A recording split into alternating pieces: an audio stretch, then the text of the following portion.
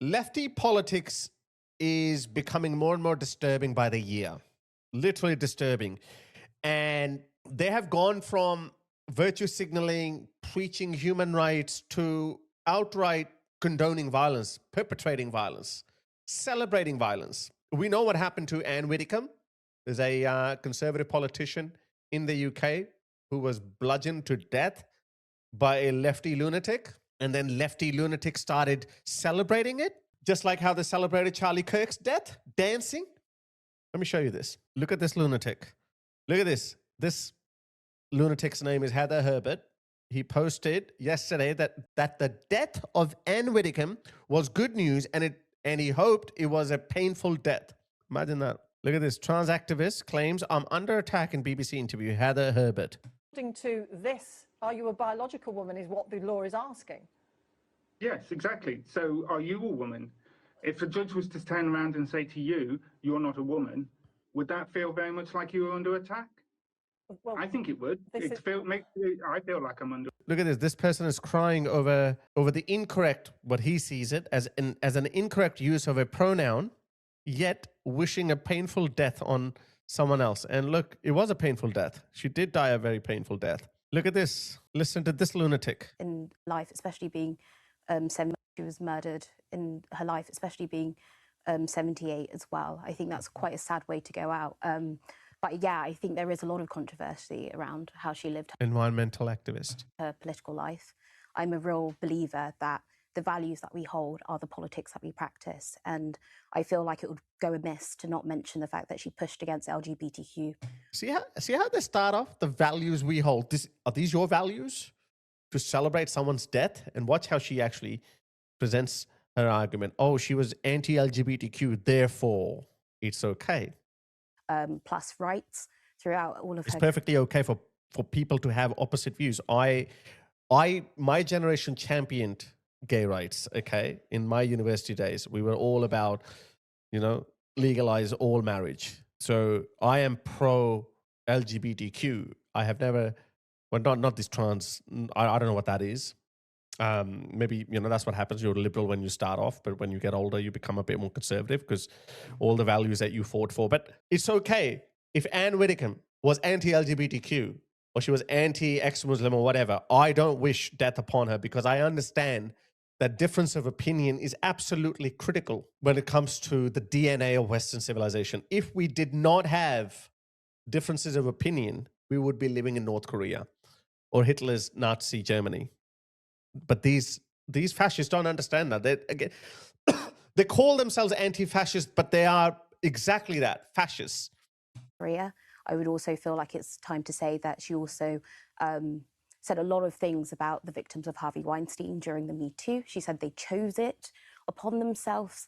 What's the point of saying all of these things upon hearing that she was brutally murdered in her house? What's the point of saying that?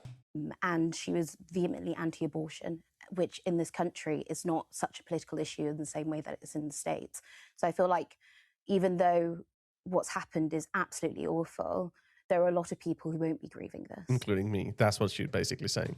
Nigel, do you think that's fair at a time when she's... To be honest, I'm a bit shocked to hear that. I think that's completely inappropriate, and I think you will regret what you just said there. I'm just stating the facts of her political career. A lady has been murdered, and actually exactly, on some of the things awful. you said, there's lots of people, there's lots of gay friends of hers, she said, and I said in the comments, many of the points she made were grounded in her faith, her I'm beliefs, also a Christian, which are shared. It doesn't matter. That's the whole point, you lunatic. You have your own views. She had her own views. You lunatic. You may not, but respect her views and respect many other people's views who fundamentally disagree with you. And I'm really sad to be sitting on that. No, you don't hear that, you lunatic. On a chair here today. I hear next that, to you because but as someone who... Shut up. I'm quite uncomfortable sitting next to you after what you just said, to be honest. I hear that, but as someone who is queer, my rights has been affected by her speeches. My rights get affected by everyone's speeches all the time. That's the beauty of living in a freaking democracy, you cow. She has been a part of reform, which as someone who had to live through what was a race riots of last year, her actions have contributed to a lot of my community having very difficult lives. So yes. What a dumbass. It's Incredibly important. but we also recognise at this time, it's sometimes just important to stop and reflect. It doesn't sound like you do respect her No, I views. do, but I also don't feel the need to like erase history. She did Erase say history. Yeah, you know what she was going to say? She was like, oh, but also I'm not going to pretend.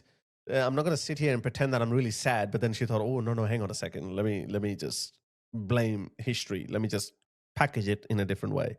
those things. Look at this. Listen to this. Contributed to a lot of my community having very difficult lives. Just So yes, it's incredibly important. important. But I We also recognise at this time, it's sometimes just important to stop and reflect. It doesn't sound like you do respect her No, I views. do, but I also don't feel the need to like erase history. She did say those things, and as you said, she was a vehement person supporting her own opinions. And I can say the legacy that she's left has been amazing. I hate your opinions, and when you die, I'll say all of these things. But this is a more civil side of it. Maybe because she's sitting on a TV show, maybe that's why she's pretending to be a bit more calm and collected. Let me show you the actual face of them. This is how unhinged these people are. This is Zohran Mamdani. Look at them.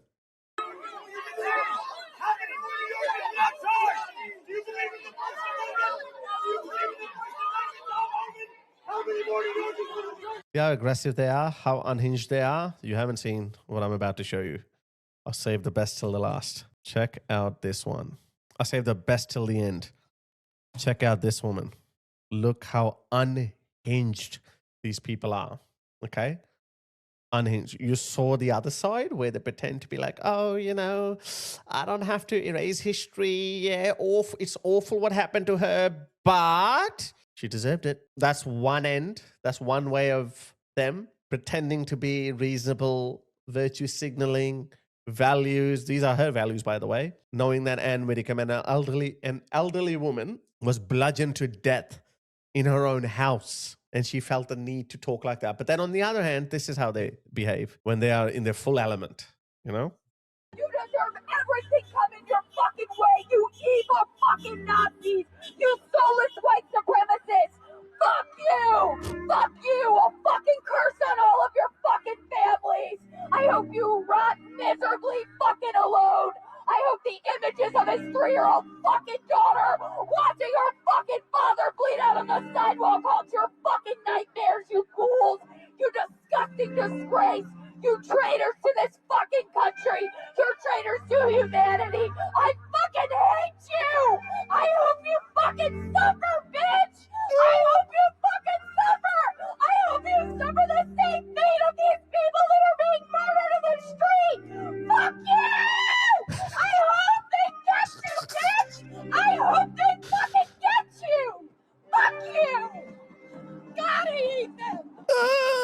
I fucking hate them so fucking much! Look at this other one. She's crying too. I fucking hate them!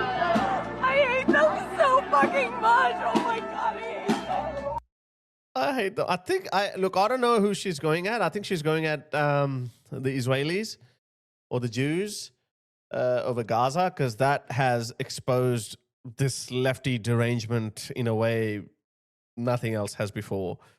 So they're unhinged, and just imagine how, I get angry a lot too when I see these Islamists acting, but I don't get angry at a personal level.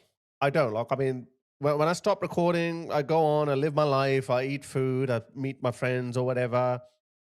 I'm not getting angry all the time. I'm not like, I wish to suffer. That doesn't happen to me. But these people are consuming so much propaganda that it is literally affecting their mental health. This woman, she needs to see a shrink. I really wish her good luck. But then again, if you said anything to her, she would virtue signal you. She'd be like, yeah, I care about the dying kids in Gaza, blah, blah, blah. Kids have been dying in Africa at the hands of the Islamists. More people died in Yemen and Syria. What happened to her then? Why was she not crying and screaming at that time? Oh, because you didn't see it? Why? Why were you going dancing in the clubs at that time? What happened then? I think, I don't know. Maybe social media has exposed the soft underbelly of humanity. weak people, people who cannot separate worldly affairs from their own personal lives, were always vulnerable to this kind of meltdowns, maybe? Because out of sight, out of mind, yeah? So if you don't know, we used to have editorial standards. You know, your 9 o'clock news is not going to show you everything. They would, a very calm looking person is going to be sitting in front of the camera. She or he will be reading off the teleprompter telling you, okay, in today's news, 10 people got killed in Israeli bombing over Gaza. That's it. And they wouldn't show you those graphic footage. And maybe, that's why people are having their dinner and they don't care. They just get on with their lives. But social media, we've all seen those horrible videos. But people like us can contextualize it. We know that this has always happened in human history. It has always happened. There are some realities. War is ugly. War is nasty. That's why you should avoid it. We are looking at a possible civil war all across Western countries. Let me say that again. We are all looking at a possible civil war in England at some point. And maybe that might spread to France and Germany. Or it might start over there and then it might spread to the UK. We're looking at it. It's not going to be pretty. We're not under any illusions that, some civil war is going to be some bed of roses. It's going to be horrible. It's going to be ugly. It's going to be ugly and I understand that too. I say that all the time. Like the world that I am trying to create, I want Westerners to reclaim their rightful place and do not let these invaders dictate or take over. In that world of nationalism or nativism, people like me might also suffer. That's the chance I'm willing to take, and that's the cost I'm willing to pay. I'm under no illusions that the world that we are headed towards is not going to be a pretty world. It's going to be a brutal, ugly, nasty world. I understand that. And that's why I understand when wars happen, that's why you should avoid wars. What's happening in Gaza has always happened. That's why people who started that conflict, that war, the latest war, or the latest element, or the latest chapter of the war, they need to be held responsible. Just like today, if people die in Iran, they're dying because of the Islamic regime, not because of America. But these people don't understand that. They're just incapable. They see, children blowing up, people blowing up. Oh, let's start having a meltdown. You idiots.